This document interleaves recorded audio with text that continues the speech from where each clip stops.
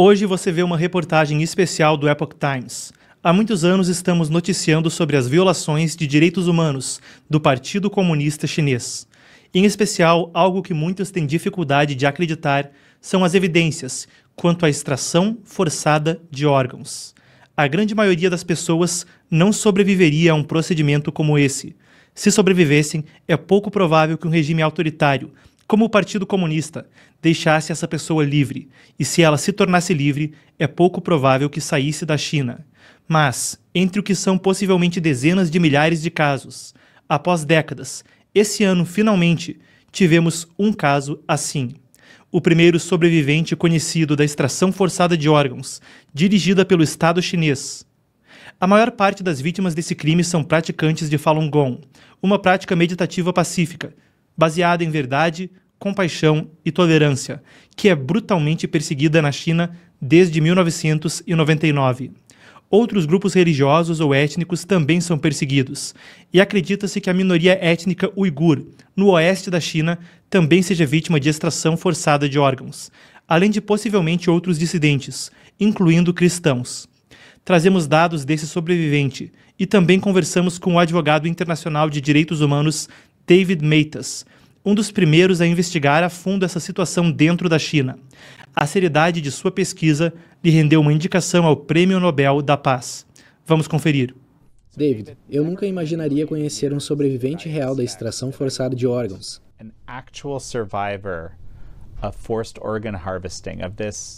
Essa prática bárbara, perpetrada pelo regime chinês. Por favor, conte-nos sobre o caso do Sr. Cheng. Em termos de dados brutos, percebi que havia algo de errado, porque ele é, obviamente, um praticante de Falun Gong. Obviamente, ele foi vítima de extração de órgãos, porque temos os relatórios médicos e os raios-x não mentem. Passei um bom tempo anotando a cronologia dos nomes e das datas. É realmente muito incomum. Um dos problemas com que lidamos é a falta de atenção da mídia proporcional à gravidade do problema. Ninguém pode falar sobre o fato de ser realmente uma vítima, porque, de fato, todas as vítimas estão mortas. Nenhum corpo é submetido à autópsia. As conclusões a que chegamos são o resultado da junção de várias evidências diferentes. O problema que enfrentamos ao comunicar a questão não é a falta de evidências.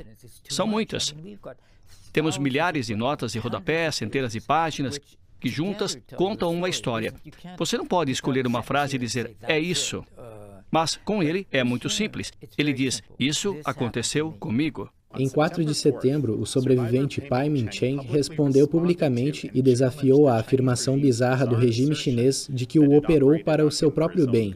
Em uma admissão surpreendente, o regime chinês recentemente reconheceu publicamente que seus médicos operaram Cheng sem seu consentimento enquanto ele estava preso por praticar Falun Gong. Eles alegam que foi para salvar sua vida. Meu nome é Pei Cheng. Em novembro de 2004, fui levado à força da prisão de Daiqing para o primeiro hospital de Daiqing, onde fizeram uma cirurgia em mim. Esta é a cicatriz de minha cirurgia.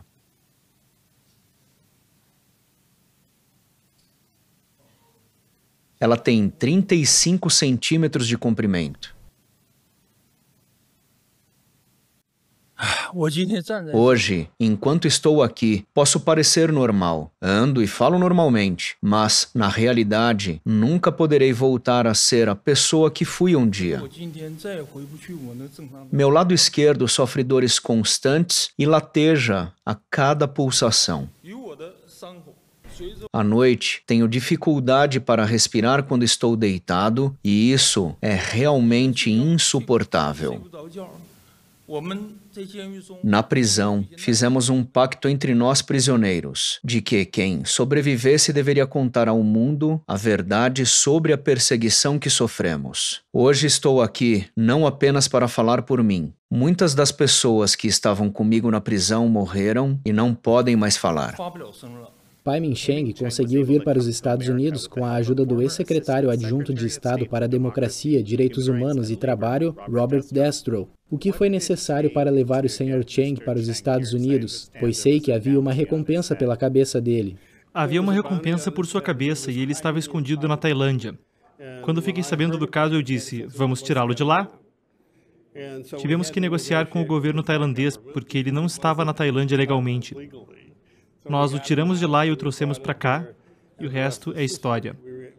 Nós o submetemos a extensos testes médicos, exames de imagem e tudo mais. Há um consenso bastante claro de que eles retiraram algumas coisas. Agora estamos confirmando as suspeitas que tivemos durante todos esses anos, de que o Sr. Chang foi vítima de extração forçada de órgãos. Agora sabemos disso, e os chineses confirmaram os detalhes. Por favor, explique isso.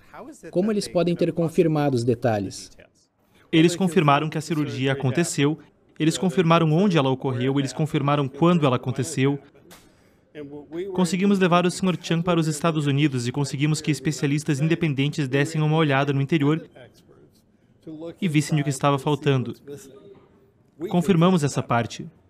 Na época, Chang estava cumprindo uma sentença de 8 anos e havia sofrido tortura extrema e repetidos choques elétricos. O regime chinês alega que a cirurgia foi para ajudá-lo depois que Chang, em protesto contra sua perseguição, engoliu um pequeno prego e uma lâmina cega. Mas os especialistas médicos dizem que não há cenário razoável em que a operação, que removeu partes significativas do fígado e do pulmão de Chang, poderia ter sido para recuperar esses itens engolidos. Como mostra o registro, eles não precisavam entrar pela lateral do corpo, pelas costas e pelo peito. Eles poderiam ter descido até o esôfago com um endoscópio e retirado tudo. Eles estavam pescando. Obviamente, agora o senhor está falando sobre a narrativa oficial. Sim, a narrativa oficial. O senhor se surpreendeu com a existência de uma narrativa oficial? Sim, estou surpreso com o fato de haver uma narrativa oficial. Eles se envolveram na conversa. Como nós, advogados, diríamos, isso é uma admissão contra os próprios interesses. Entre os que agora estão defendendo o caso de Chang está a advogada internacional de direitos humanos, Nina Chey, diretora do Center for Religious Freedom do Hudson Institute. É extremamente importante que um sobrevivente real se apresente e declare publicamente que foi vítima de extração forçada de órgãos. É realmente importante ter uma pessoa que tenha sido vítima de extração forçada de órgãos e ter os resultados de exames médicos e o testemunho de um médico, que são provas concretas e diretas. Não é circunstancial. Em seguida, temos essa resposta estranha, essa resposta realmente bastante condenatória da Polícia de Segurança e do governo chinês de que ele era de fato um prisioneiro, estava de fato em um hospital, foi de fato submetido a uma cirurgia sem seu consentimento. Isso é condenável. Como é possível que ele esteja vivo? Você precisa entender que esse é o problema de lidar com atrocidades em massa. No Canadá e nos Estados Unidos, não vivemos em meio a atrocidades em massa. Isso não faz parte de nossa vida cotidiana, muito pelo contrário. Se alguém levanta a voz, temos a impressão de que isso é estranho. O problema é que, muitas vezes, as pessoas, em vez de acreditarem no que estão vendo, veem o que acreditam. Como as pessoas não acreditam que isso possa estar acontecendo ou é muito difícil acreditar que esteja acontecendo, elas não veem. O comunismo não é apenas a ideologia do Comitê Permanente do Partido Comunista. Desde a infância, o país inteiro é doutrinado em ideologias comunistas.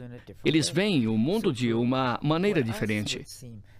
O que para nós parecia chocante e incomum na China, sob o comunismo, tornou-se um fato da vida cotidiana. Sim, essa é uma atrocidade em massa, mas não é a primeira. Temos a Praça Tiananmen, que não aconteceu apenas na Praça Tiananmen. Foi uma repressão em todo o país. Há a fome em massa, há a revolução cultural. A China teve uma série de atrocidades em massa, uma após a outra, com encobrimentos, mentiras, fingimentos e imunidade. É apenas uma repetição que gerações de pessoas sob o comunismo viveram. Como resultado, elas desenvolvem uma mentalidade diferente. Wolf, defensor ferrenho dos direitos humanos em suas 3 décadas no Congresso, diz que as evidências de que o regime chinês mata prisioneiros para obter seus órgãos são conhecidas desde 1997. No entanto, os líderes ocidentais fizeram vista grossa. Harry Wu, do qual talvez você se lembre ou não, me procurou em 1997 para falar sobre isso e me mostrou fotos. O governo chinês estava coletando o tipo sanguíneo dos prisioneiros. Quando as pessoas chegavam de avião do Ocidente, eles as executavam. Harry me mostrou fotos da execução e depois eles faziam um transplante. Agora, isso aumentou e ninguém está fazendo nada a respeito. Há indícios de que há algumas instituições americanas envolvidas. Isso precisa acabar. Houve legislação aprovada em vários países. Na verdade, o senhor mencionou Jacob Lavie anteriormente. Logo no início, ele foi fundamental para a aprovação da legislação que impediria que a Rede de Segurança Social de Israel pagasse por transplantes de órgãos na China. Isso foi em 2008 ou 2009 e ele foi o primeiro a fazer isso. Recentemente, algo muito semelhante foi aprovado em 3 estados dos Estados Unidos.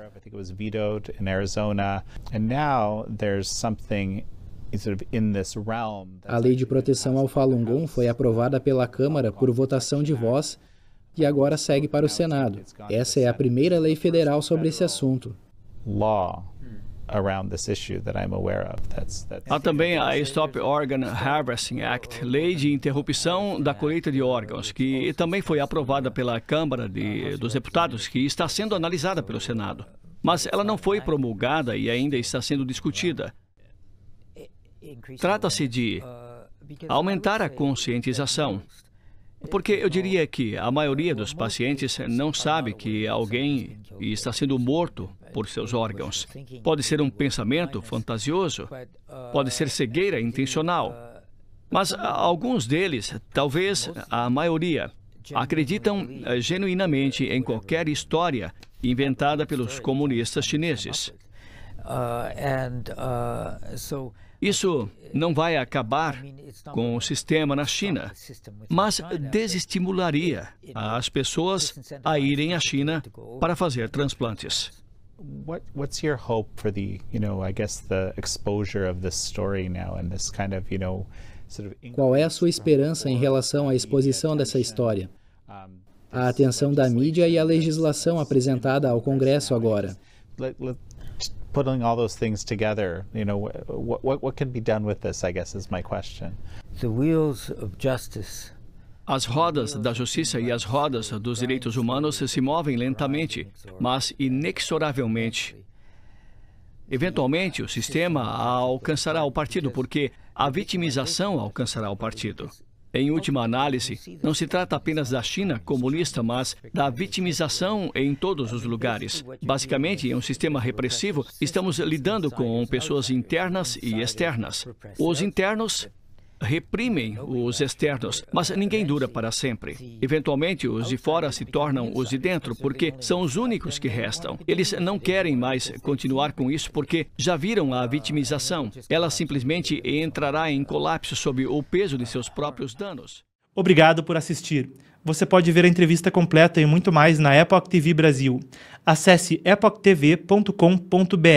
Link na descrição e nos comentários. Nós, do Epoch Times Brasil, desejamos a todos boas festas e um excelente ano novo.